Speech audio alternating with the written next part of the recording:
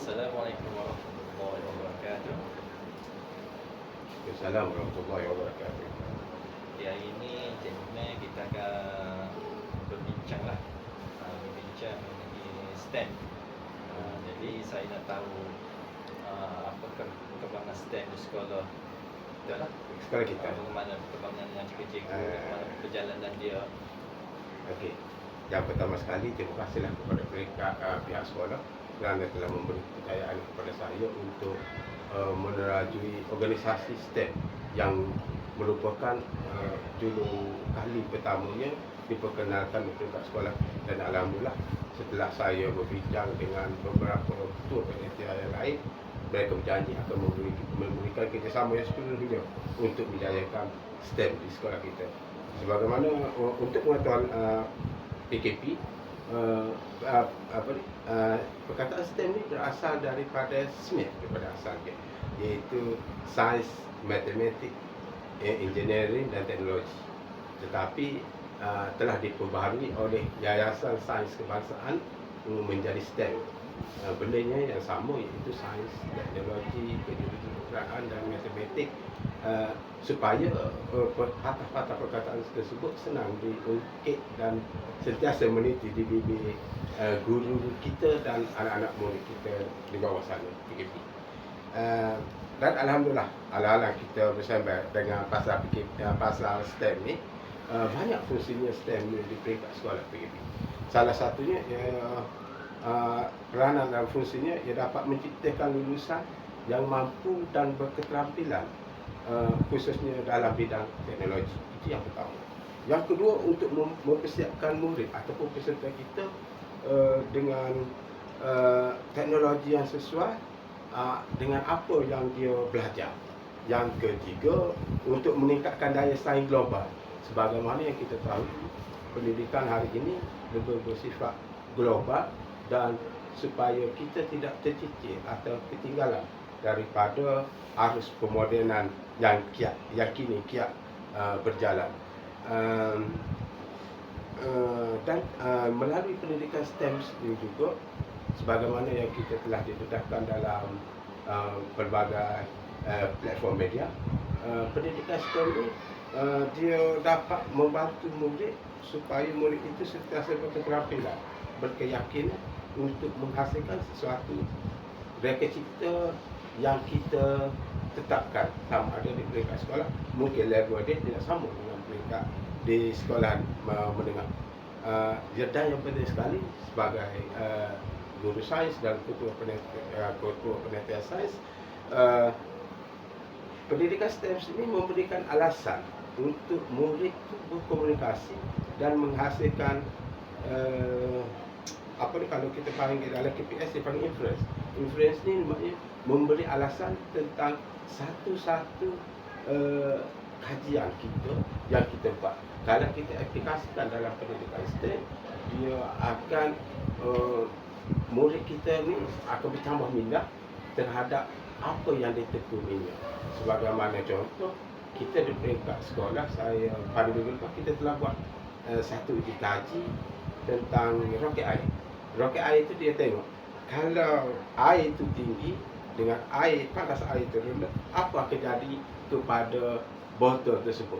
Sebabnya air tinggi dan air rendah akan mempengaruhi lonjakan botol ke udara. Di situlah dapat menghasilkan inference ataupun alasan dia. Di situ telah menghasilkan kemahiran komunikasi, mengaplikasikan maklumat yang sedia ada di dalam minda murid. Dan yang terbaru pula, kita telah bincang dengan pihak program sekolah, kita akan adakan satu minggu STEM. Minggu STEM ni kita buat satunya pertandingan, dan juga kita memperkenalkan murid itu terhadap proses pengajaran dan pembelajaran di dalam makmal, iaitu dengan penggunaan IC. Okey. Pertandingan kita dapat pilih. Saya sudah berbincang dengan ahli kumpulan guru yang terlibat. Kita boleh pilih tentang tajuk yang kita nak buat. Contohnya, seperti di sekolah rendah kita ada 2 tahap. tahap satu dengan tahap satu kita tengok dari segi keupayaan kognitif. Tahap dua mungkin tahajudnya tidak sama dengan peringkat tahap satu. Dan saya telah berbincang memandangkan ini adalah tahun pertama kita buat satu eksperimen ataupun kajian yang senang, di mana tahun satu kita buat roket air dan tahun kedua kita buat letusan gunung berapi. Di situ kita boleh banyak KPS kemahiran proses sains yang ada dalam tu, dan reka cipta akan dapat diterapkan di mana dia menghasilkan botol dan juga gunung, volcano, macam mana letusan itu terhasil. Dan kita pada sesi akhir pertandingan tersebut kita minta murid membuat penjelasan atau penjelasan kepada ahli-ahli kumpulan. Di situ kita akan menghasilkan satu kemahiran berkomunikasi yang sudah ada dalam KPS Sains, kemahiran berkomunikasi dengan baik. Dan insya-Allah lah kalau tidak ada arah mereka, mungkin seminggu daripada sekarang bisa buka dan kita kemanalah kepada pihak sekolah. Cuma sebagaimana yang PKP maklum, masalah kita utama untuk pendidikan STEM itu ramai yang di luar sana tanya apakah masalah utama pendidikan STEM di tingkat Pasti sekolah. kita tahu kan. Jadi STEM ni dibuat oleh KPM untuk menarik minat murid pada sains dan matematik. Ya, dan juga gabungan dan RP sebab kita semua tahu murid kebaikannya tak minat pada sains. Betul. Dia minat pada sastra betul. PPK SPM lah. Betul. Jadi STEM ini ditumpukan. Jadi kemungkinan masalah besar yang Cikgu Man Hani dah rancang, dah buat. Jadi tadi aku dah Cikgu Man sebagai penyeras STEM. Asalnya dengan Perdana Lebah menerangkan aktiviti-aktiviti untuk menarik minat murid pada STEM. Okey. Jadi diharap apakah perkembangan projek tersebut adakah dapat mengubah minat murid ke atas STEM selepas melaksanakan projek tersebut. Saya yakin dan percaya berdasarkan pengalaman kita sebagai guru, murid terutama sekali kita di peringkat sekolah itu, murid lebih suka kepada aktiviti. Kepada teori ini dia lebih bagi dia, sebab kita pun pernah ada dalam situasi duduk tu dia fed up. Kalau aktiviti, contohnya saya selalu pada guru saya juga guru RBT. Kalau kita boleh buat dua perbandingan, kelas sains, kelas RBT dengan kelas biasa. Di situ anda kata kalau dia tahu keesokan harinya ada sains ataupun ada RBT, dengan kita pun sudah uaskan dia pada perintah awal bahawa sebenarnya minggu tersebut kita akan ada aktiviti.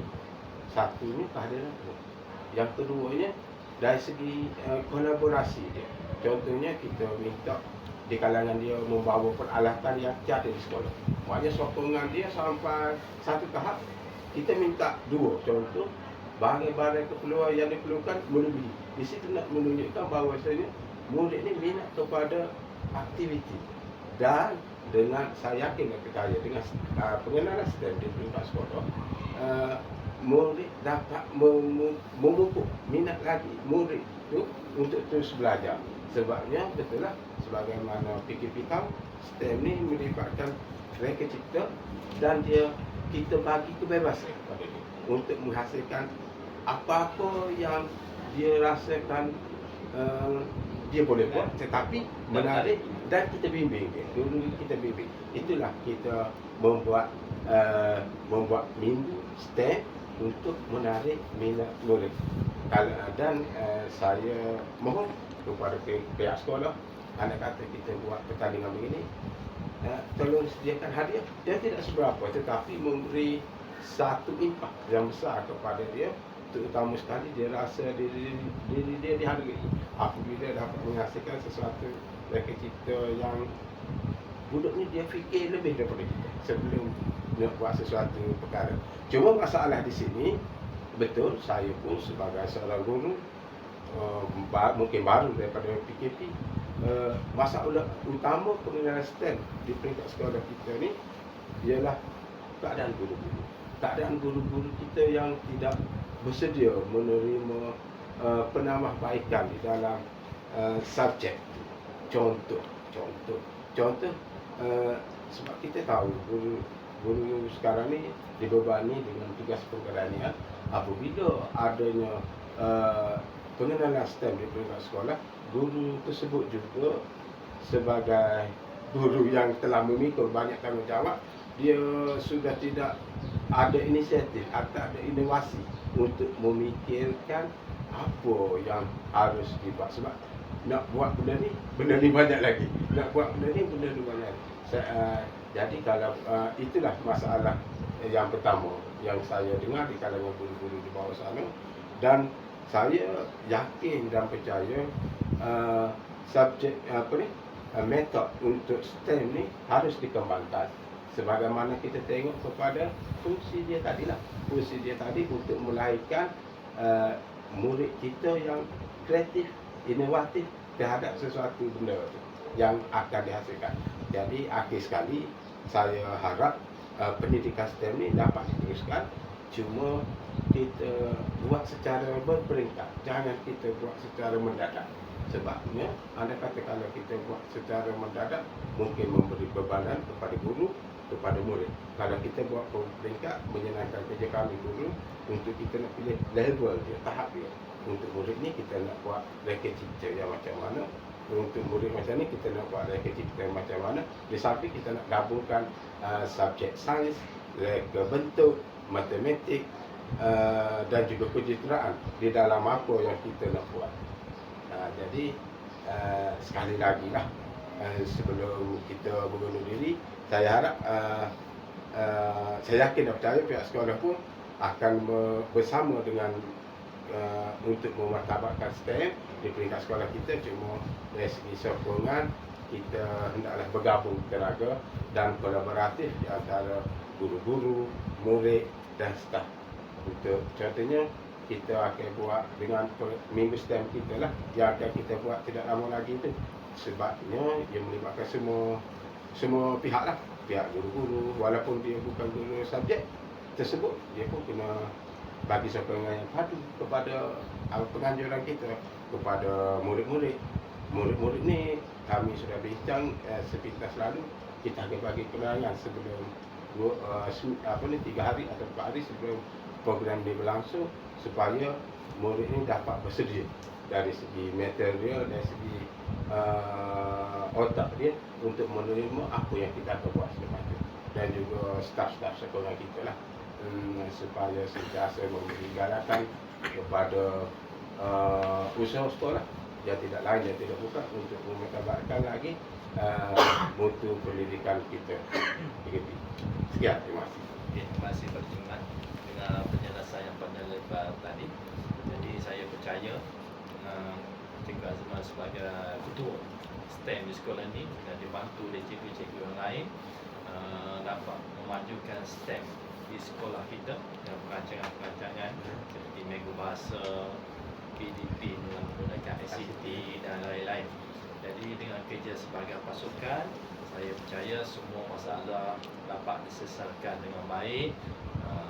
Di pihak pentadbir, kami memberi sokongan 100% pada cikgu untuk mengembangkan idea bagaimana untuk memajukan STEM.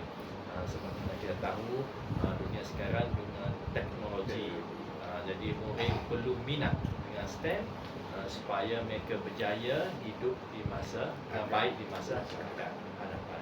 Jadi saya mengucapkan sekali lagi terima kasih kepada Cikgu Man atas usaha, bagaimana usaha beliau yang gigih untuk memajukan STEM di sekolah ini, di sekolah kampung, supaya dapat meningkatkan lagi mutu pengajaran dan pembelajaran di sekolah ini.